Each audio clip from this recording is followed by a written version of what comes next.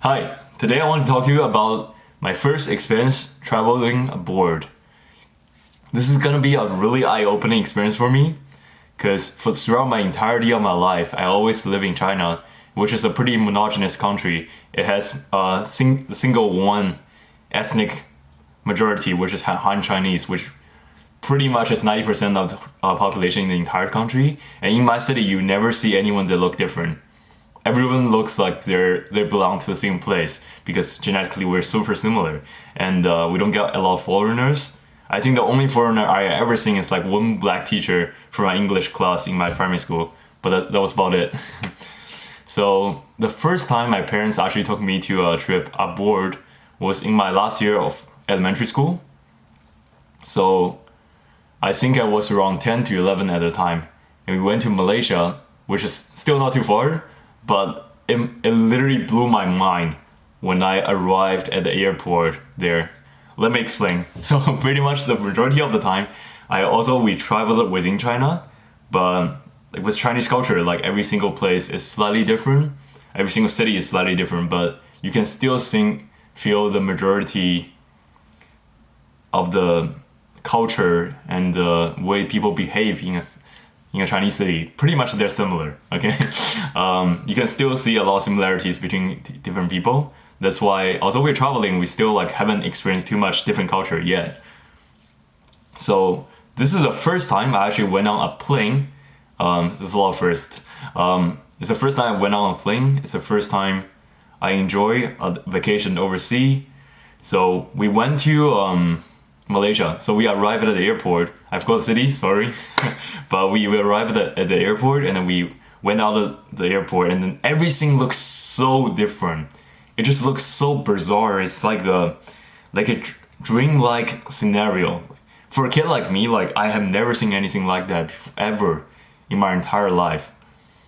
You can see like people looking very different. People have a very different aura around them, and they walk in a slightly different way than the Chinese. And what's so absolutely stunning and beautiful about it is the buildings, the way the buildings are built, the way the language is written, the way they use English and their native script. And then sometimes you see some like traditional Chinese everywhere. But the beauty of the combination of words, of these almost painting-like words, and the structure of the building, the city, the feel of the air, the wet and warm air in Malaysia, just literally it transformed me the first moment I arrived. And I walked outside the hotel, the airport, and it's completely dark. We're walking toward the hotel, like holding our luggage and stuff. So it was me, my parents, and then my parents, like my friends and their parents. So pretty much there's three families. So we pretty much slowly walked towards our hotel, and the air smells like a specific kind of spice that like I've never known anything like that before. I mean, I tried like Thai food in Ningbo, in my city in China before, but the spice in the air it's just so slightly different, and it's so lovely because it's fundamentally different from any Chinese spice I've ever smelled. And we're walking down this dark alley, and the structure of the building are so brutalist and just interesting to look at. All right, so that's my first impression of Malaysia, and my first impression of another country. So we walked towards the hotel slowly, and then we spent the night there. Obviously, the hotel inside of it is very different, and then we came out of it the next day and going to a different island. I believe it's called Long Beach. You can search it up, like it's Long Beach, Malaysia, not Long Beach, New York. It's an amazing tropical heaven. So pretty much we got there, and then we did a lot of scuba diving. We did a lot of diving and a lot of like fun stuff, swimming and stuff. So in the ocean that's completely transparent, you can see the hundreds like of different type of fish just swimming beneath you. The first time I saw it, I was so scared. I'm so scared of all the fishes because they look like they could bite me, right? Because they're so close to you, they're swimming right next to you. They don't fear human at all because they haven't seen too many human maybe. So yeah, and then we got on a boat and went to this village over the ocean, which I never saw it's gonna exist. So it's not an island. It doesn't have a physical piece of land. It's just a village that's built on top of the ocean, like with sticks, and then everything is built by wood, and then it's a whole traveling resort on top of the ocean without any soil, any sand, any land. So we arrived there.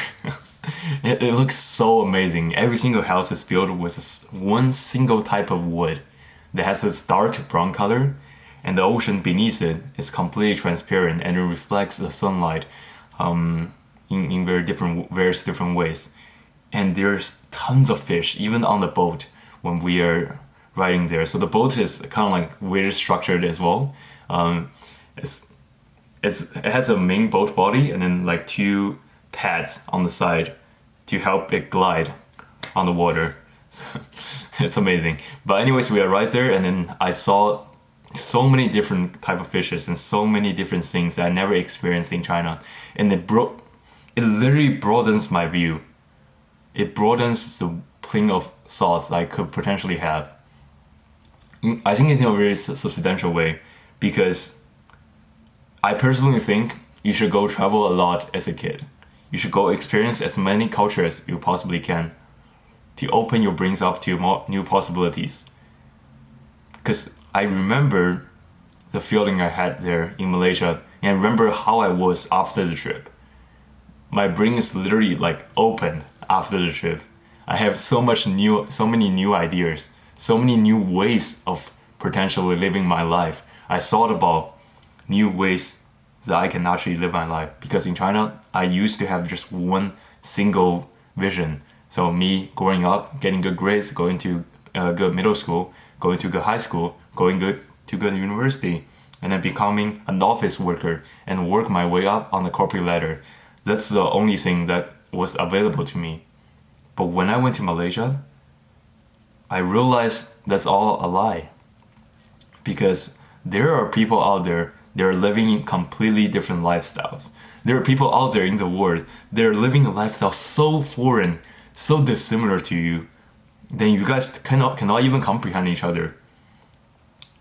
So some Malaysians, they literally chill on beach and perform music and get like tips as their income. Some Malaysians just sell boats, and then they just sell boats for the tourists there. It's like there's so many different ways that they make a living, and there's so many different ways that they can be creative with entrepreneurship. Someone built this entire villa, the entire village on top of pure just bland ocean without any piece of land. You know, like that just mind blows me. And there's so many different ways one could potentially live. For the first time I saw Muslims, right? I saw people wearing hijab. I saw Muslim temples, and see how different it is from like traditional East Asian temples, and how the new kind of lifestyle that they had led. So I was opened up to so many different possibilities of living. And I think everyone should experience that at a young age. I experienced too late. I think 10 years old is too late, right? I feel like if you get this experience early on, even earlier on, it's better, because now your brain can absorb more information and then think about things, reflect things on different planes, even throughout your daily mundane life. It's gonna be amazing for you. And on that trip, I also realized that I love traveling, and I like to share the new experiences that I have with other people. Because I want, so I have a crush on this girl in my elementary school, and then throughout the trip, I just think like it would be so amazing if we are here together. Like that would be the highlight of my entire life if we're together on the village on top of the ocean, and then we can spend the day doing scuba diving, doing a lot of diving, swimming, and there's so many water activities that we can do, and that would be so amazing. And I think that could be like the highest point of my life. But the issue is she's not there. Obviously, I'm with my parents, so sometimes I reflect on that I think traveling will be so much fun if you can share it with someone you truly care about. It's not that I don't care about my parents, but like at the moment, it's just what I thought about. Okay, I'm sorry.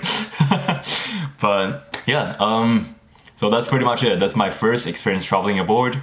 Once I came back from Malaysia, when I landed in China, I reflected so much. I was such a young kid, but like my brain was filled with these new realizations that I can potentially be someone different, that I can potentially make something out of myself.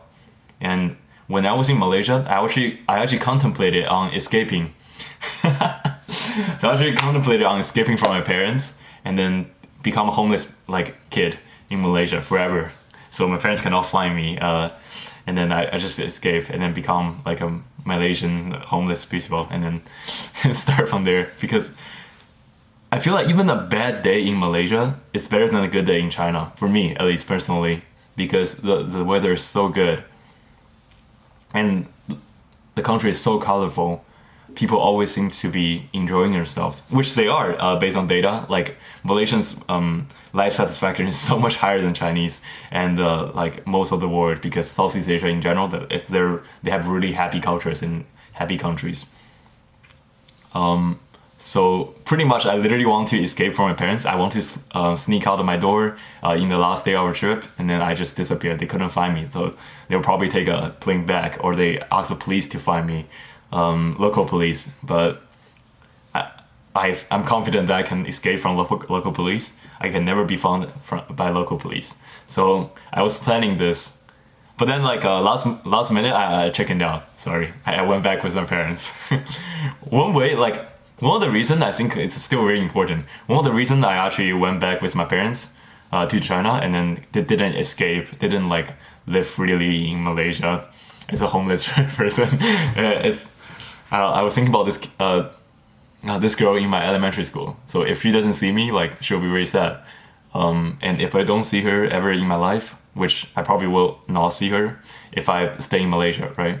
I would be very sad. So for that, I came back with my parents to China, and yeah, it's crazy. Like as a kid, like sometimes there's just random ideas in my mind, and then I'm very stubborn about them, and then I feel like I could be someone different. Even after I came back to China, I realized there's so much more possibilities in life that I can potentially be a real writer. So at the time, my dream is to become a writer, and I thought about how it is actually possible, feasible for me to become a real important writer in China. So, and there's also other dreams that I really want to complete. I want to build my own island. Not build my own island, no, sorry. But have my own island one day and have my own like kind of country one day, and then build a utopian society there when I'm slightly older, more mature. So that dream still exists in my mind, and then one day I want to achieve that with help of friends, help of my community that come together and support me to build this community on a remote island from the world. So that's also one of my dreams, and I just realized so much more from that trip. I have a new way of looking at life that I never had before. All right, thank you.